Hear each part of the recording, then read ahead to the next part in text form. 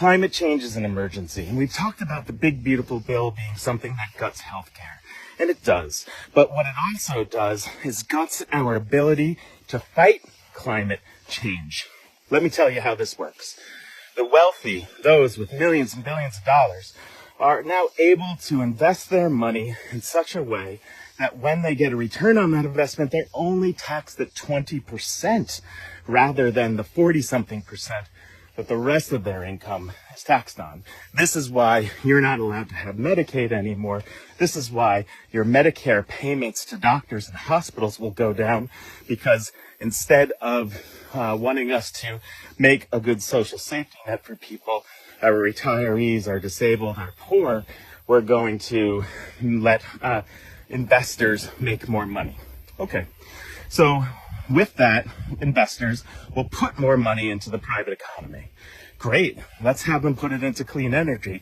No, what the bill also does is disincentivizes us, you and me, to buy cars that are electric or that are also hybrids.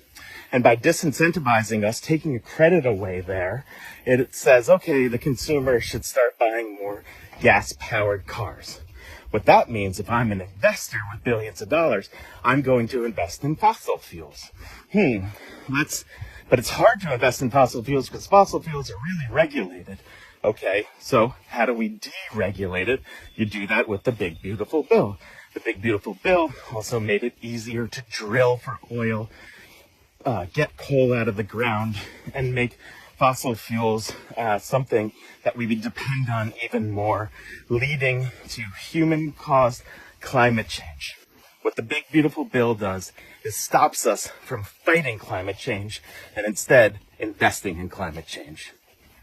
And so one of the first things I would do when getting to Congress is make it so that the incentives are realigned for us to put our money, our economic money, yours and mine, as consumers, back into the clean energy market, which allows people who are going to invest their money, who have billions and millions of dollars, to do so in clean energy, which allows us to fight climate change.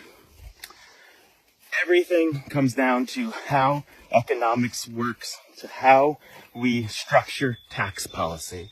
If you want to make change in this country, it's about putting incentives in place with government to tell people, hey, this is a good investment for you. It doesn't take your choice away of what you want to buy, what you want to invest in. It's just letting people know that if you do this, it'll be a good thing, not only for you to make a return on investment, but for all of us to have a return on investment in our future.